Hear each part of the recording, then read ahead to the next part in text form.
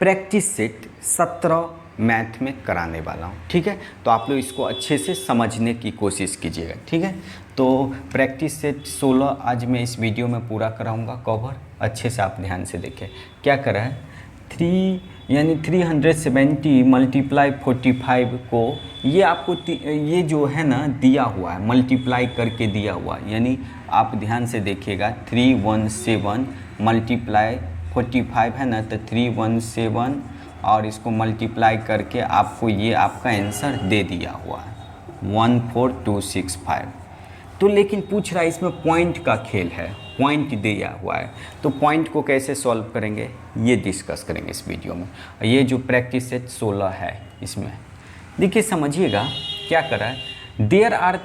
There are in the all 3D pillar multiplier. ध्यान से देखिएगा यहाँ क्या कर रहा है, पॉइंट के बाद यहाँ कितना अंक है, पॉइंट के बाद अंक देखना, पॉइंट के बाद कितना अंक है, यहाँ 2 अंक है, यहाँ 1 अंक है, तो टोटल अंक कितना हुआ पॉइंट के बाद 0.3 है ना। तो पहले तो आप इसको पूरा मल्टीप्लाई कर लीजिए, तो मल्टीप्लाई 3.14 मल्टीप्लाई 415, इसको अगर आपने गुना किया तो कितना आया 14265 आया, ठीक है।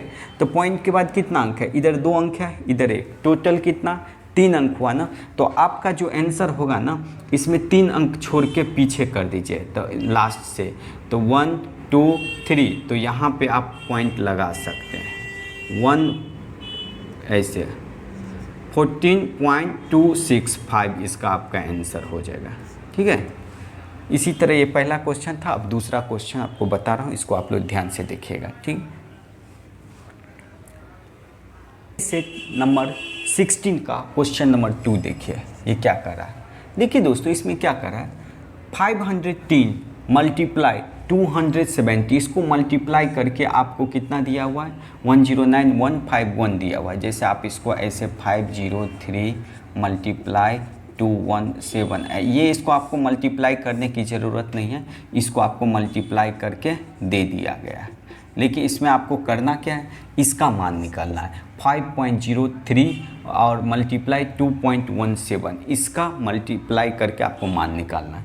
तो पहले ध्यान देना है कि इसमें दशमलव पॉइंट के बाद कितना अंक है ये ध्यान रखना है। पॉइंट के बाद कितना अंक है इस यहाँ गिनो 1 2 2, यहाँ पे पॉइंट के बाद कितना अंक है 1 2 यानी 2, यानी 2 यहाँ पे 2 यहाँ पे, यानी पॉइंट के बाद कितना अंक है 4 अंक है, इसको पुट करना है।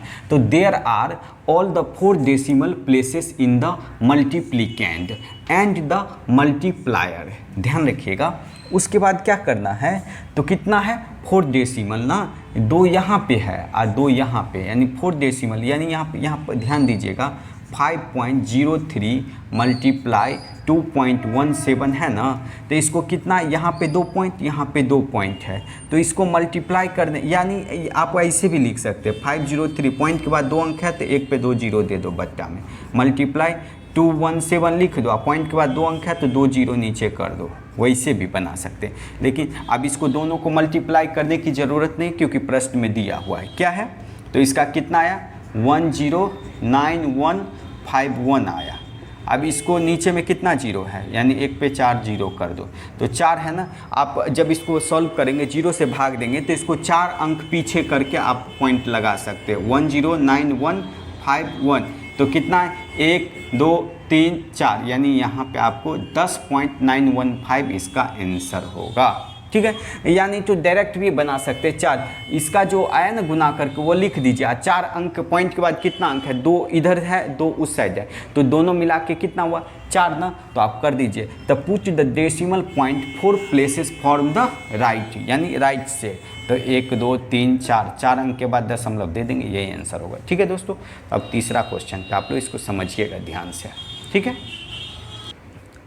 तो प्यारे बच्चों अब हम लोग प्रैक्टिस सेट 16 का हम तीसरा नंबर क्वेश्चन देखेंगे। इसमें क्या करा, मल्टीप्लाई करने के लिए करा है, ध्यान से देखिए। मल्टीप्लाई क्या करा है, यहाँ पे कितना दिया हुआ है 2.7 है ना, यानी 2.7 मल्टीप्लाई 1.4। इसमें भी कुछ नहीं करना, सिर्फ पॉइंट के बाद कितना अंक है वो देखना, कितना डिजिट है ये देखना मेन है। तो सबसे पहले इसको गुना कर लेते हैं, 27 और इसके बाद 14 को गुना कर लीजिए, मल्टीप्लाई कर लीजिए, कितना आएगा ध्यान से देखिएगा। 7 4 जा 28 और कैरी कितना आया 2 और 4 2 जा 8 कितना हुआ 10 और उसके बाद यहाँ पे आ जाएगा 17, 7 1 जा 7 और 2 1 जा 2। अगर इसको फिर कितना आया यहाँ पे 8, यहाँ पे 7, यहाँ पे 3, ठीक है। तो इसको जब मल्टीप्लाई करने के बाद कितना आया है 2.7 मल्टीप्लाई 1.4। तो यहाँ ध्यान से देखिएगा, सबसे पहले यहाँ देखिएगा 2.7 मल्टीप्लाई 14 यानी है ना, यानी तो इसको मल्टीप्लाई करके 378 आया ना।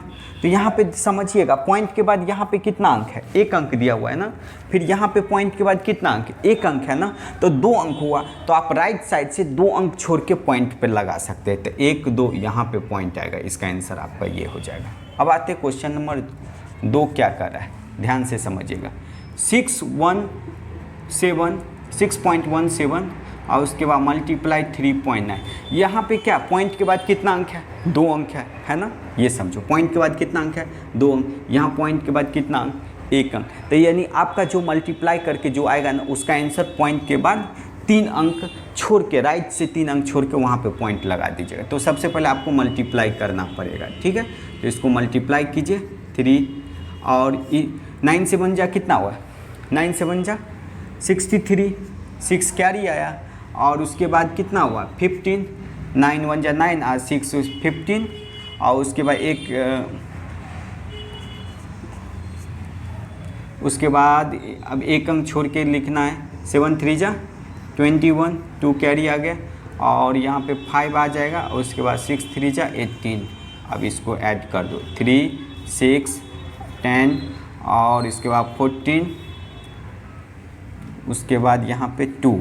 तो कितना आया, अगर इसको आप मल्टीप्लाई कर रहे हैं तो 2.392 देखिए 670 को मल्टीप्लाई 13 से किए तो कितना आया 24063 आया ना, यानी 24,063।